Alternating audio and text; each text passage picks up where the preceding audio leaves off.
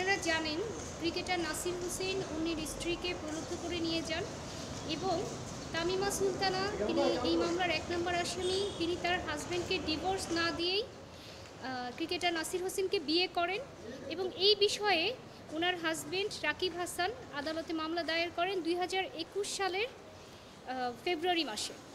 পরবর্তীতে আদালত ওই মামলাটি পিবিআইকে তদন্তের নির্দেশ দেয়। পিবিআই দীর্ঘ 6-7 মাস তদন্ত করার পরে প্রাথমিক সত্যতা পায় অভিযোগের, অর্থাৎ পিবিআই তার তদন্ত রিপোর্টে পায় যে তামিমা সুলতানা কোনো ধরনের বৈধ কাগজ ব্যতীত জালিয়াতির মাধ্যমে কাগজ তৈরি করে রাকিব হাসানকে ডিভোর্স না দিয়ে ক্রিকেটার নাসির হোসেনকে বিয়ে করেছেন।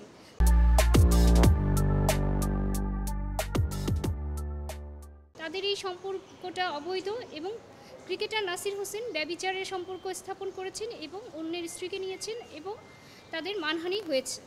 এই তদন্ত রিপোর্ট পরবর্তীতে কোর্ট আমলে গ্রহণ করেন এবং 4 শুনানির জন্য দিন ধার্য করেন। এখানে মোট 3 জন আসামি ছিল, ক্রিকেটার নাসির হোসেন, তামিমা সুলতানা এবং তামিমা সুলতানার মা সুমি আক্তার।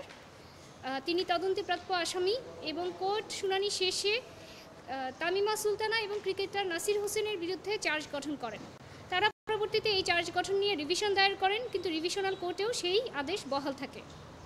বিগত 23 সাল থেকে আমরা সাক্ষ্য দেওয়া শুরু করি। বাদীপক্ষে মোট এই পর্যন্ত 10 জন সাক্ষী সাক্ষ্য প্রদান করেছেন। এর মধ্যে রাকিব হাসান 1 নম্বর সাক্ষ্য হিসেবে তিনি বাদী হিসেবে সাক্ষ্য দিয়েছেন। তার যে রূপা আক্তার, লিটন হাওলাদার এবং পরবর্তীতে তাদের যে একমাত্র কন্যা সন্তান তুবা, তিনি তার মায়ের বিরুদ্ধে সাক্ষী দেন আদালতে এবং এই শিশু সন্তান তুবা তিনি স্পষ্ট বলেন যে কিভাবে কোথায় গিয়েছিল, তাদের মধ্যে সম্পর্ক ছিল এবং স্বামী স্ত্রী সম্পর্ক বিদ্যমান ছিল। যদিও তামিমা সুলতানা 2016 সালে ডিভোর্স দিয়েছে বলে দাবি করেন এবং তার ডকুমেন্ট তৈরি করেন, কিন্তু 2017, 18, 19, 20 সবসময়ই তিনি স্বামী স্ত্রী সম্পর্ক বজায় রেখেছেন।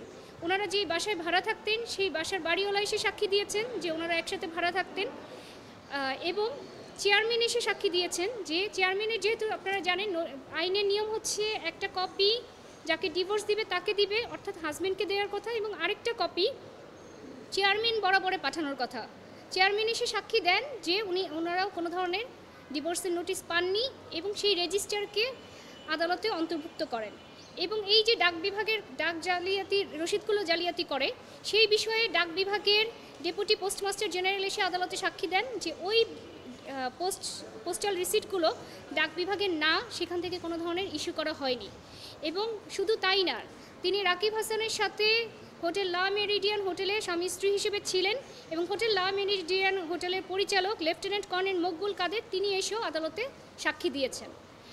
সর্বশেষ সাক্ষী অর্থাৎ 10 নম্বর সাক্ষী হিসেবে পিবিআই কর্মকর্তা মোহাম্মদ মিজানুর রহমান তিনি তদন্তে কী পেয়েছেন সেটা আদালতে উপস্থাপন করেন এবং আদালতে সেই আলামতগুলো উপস্থাপন করেন এবং সেগুলো এক্সিবিট হিসেবে অর্থাৎ আদালতে সেগুলো এভিডেন্স হিসেবে অন্তর্ভুক্ত করা হয়।